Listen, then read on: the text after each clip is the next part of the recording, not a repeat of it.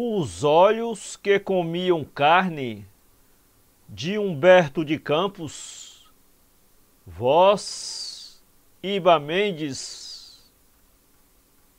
Na manhã seguinte à do aparecimento nas livrarias do 8º e último volume da História do Conhecimento Humano, obra em que havia gasto 14 anos de uma existência consagrada inteira ao estudo e à meditação, o escritor Paulo Fernandes esperava inutilmente que o sol lhe penetrasse no quarto.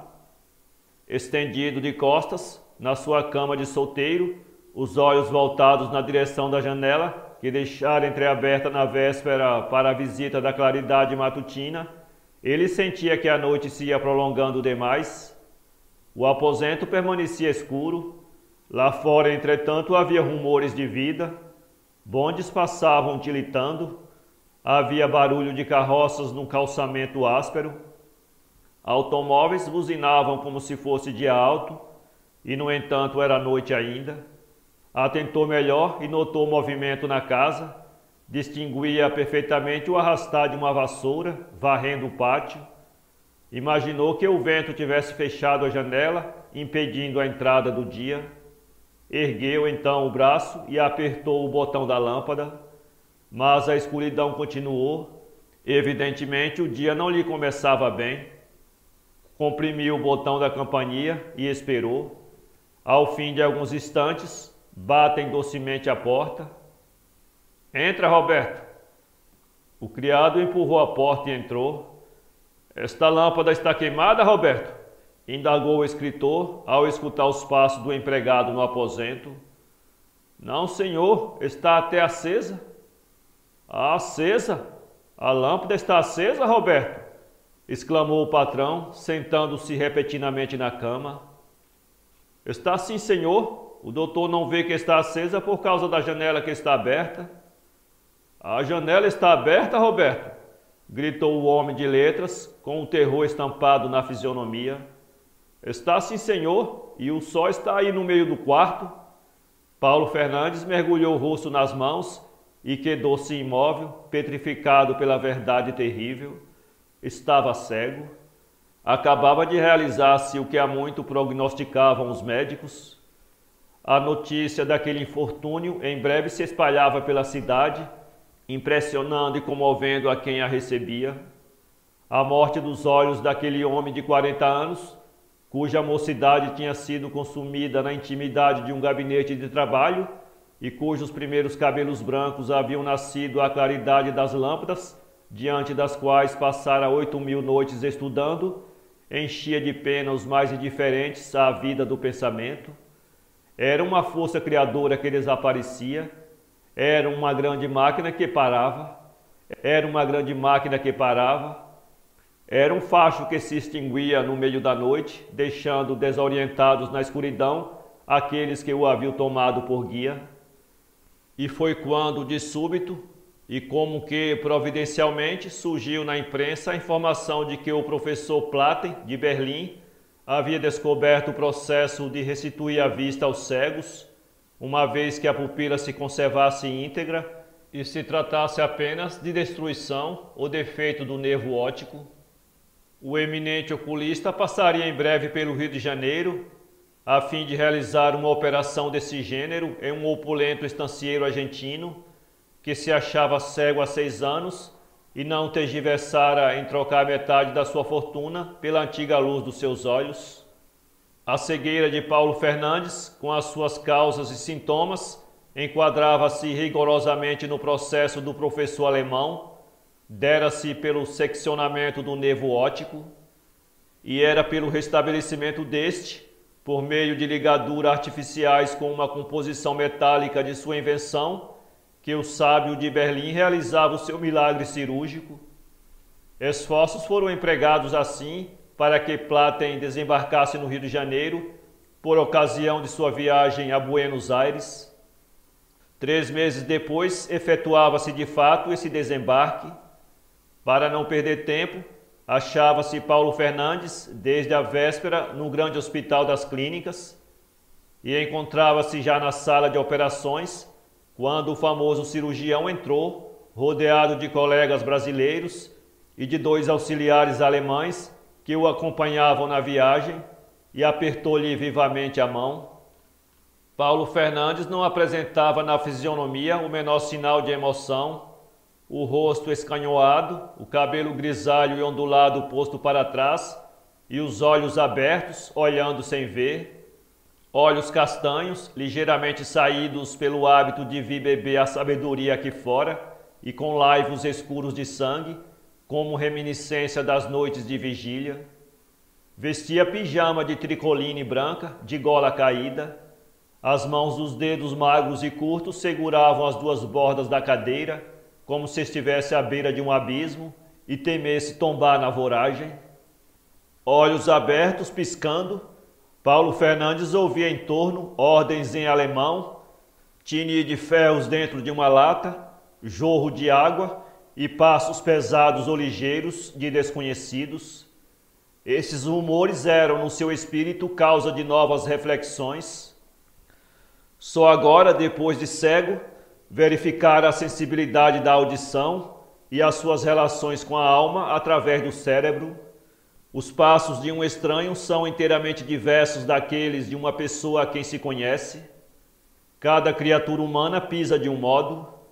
Seria capaz de identificar agora pelo passo todos os seus amigos, como se tivesse vista e lhe pusesse diante dos olhos o retrato de cada um deles.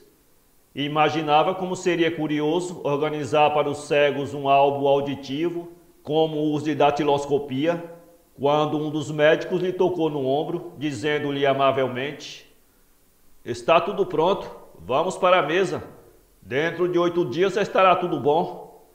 O escritor sorriu cético.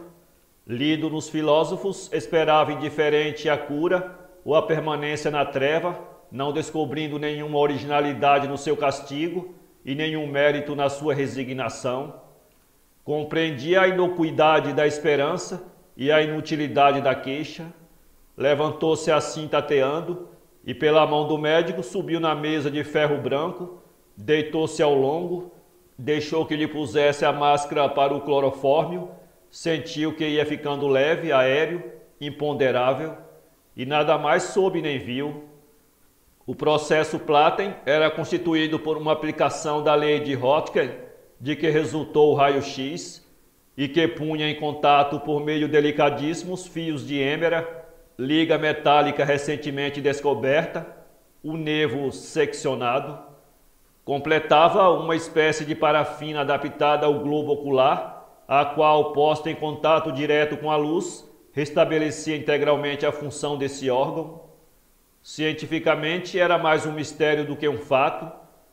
A verdade era que as publicações europeias faziam, levianamente ou não, referências constantes às curas miraculosas realizadas pelo cirurgião de Berlim, e que o seu nome em breve corria o mundo como o de um dos grandes benfeitores da humanidade. Meia hora depois, as portas da sala de cirurgia do grande hospital de clínicas se reabriam e Paulo Fernandes, ainda inerte, voltava em uma carreta de rodas silenciosas ao seu quarto de pensionista. As mãos brancas, postas ao longo do corpo, eram como as de um morto. O rosto e a cabeça envoltos em gases deixavam à mostra apenas o nariz afilado e a boca entreaberta. E não tinha decorrido outra hora, e já o professor Platen se achava de novo a bordo, deixando a recomendação de que não fosse retirada a venda que pusera no enfermo antes de 2 semanas. 12 dias depois passava ele de novo pelo Rio, de regresso para a Europa. Visitou novamente o operado e deu novas ordens aos enfermeiros. Paulo Fernandes sentia-se bem, recebia visitas, palestrava com os amigos, mas o resultado da operação só seria verificado 3 dias mais tarde, quando se retirasse a gaze. O santo estava tão seguro do seu prestígio que ia embora sem esperar pela verificação do milagre. Chega, porém, o dia ansiosamente aguardado pelos médicos, mais do que pelo doente. O hospital encheu-se de especialistas, mas a direção só permitiu, na sala em que se ia cortar a gaze, a presença dos assistentes do enfermo. Os outros ficaram fora no salão para ver o doente depois da cura. Pelo braço de 2 assistentes, Paulo Fernandes atravessou o salão. Daqui e dali vinham-lhe parabéns antecipados, apertos de mão vigorosos, que ele agradecia com um sorriso sem endereço.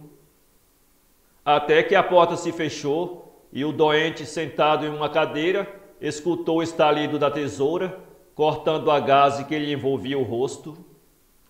2, 3 voltas são desfeitas, a emoção é funda e o silêncio completo como de um túmulo. O último pedaço de gaze rola no balde. O médico tem as mãos trêmulas. Paulo Fernandes, imóvel, espera a sentença final do destino. Abra os olhos, diz o doutor. O operado, olhos abertos, olha em torno, olha e em silêncio, muito pálido, vai se pondo de pé. A pupila entra em contato com a luz e ele enxerga, distingue, vê, mas é espantoso o que vê.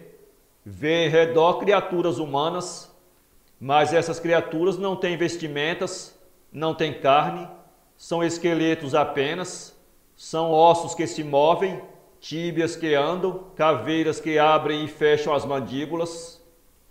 Os seus olhos comem a carne dos vivos, a sua retina, como os raios-x, atravessa o corpo humano e só se detém na ossatura dos que a cercam e diante das coisas inanimadas.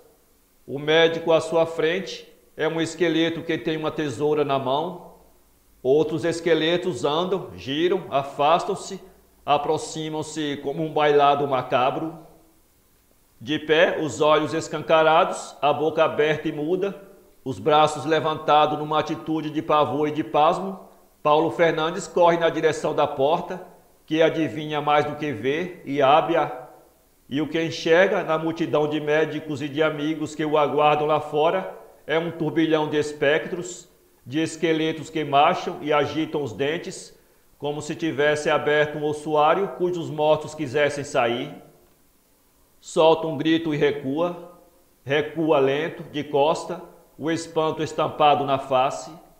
Os esqueletos marcham para ele, tentando segurá-lo. Afastem-se! Afastem-se!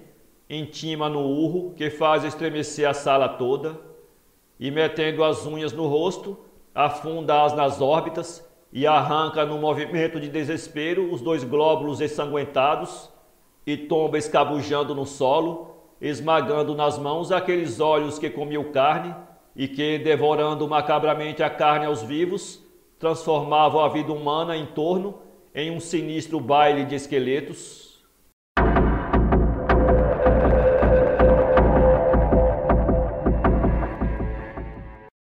Para ler este conto, acesse www.poeteiro.com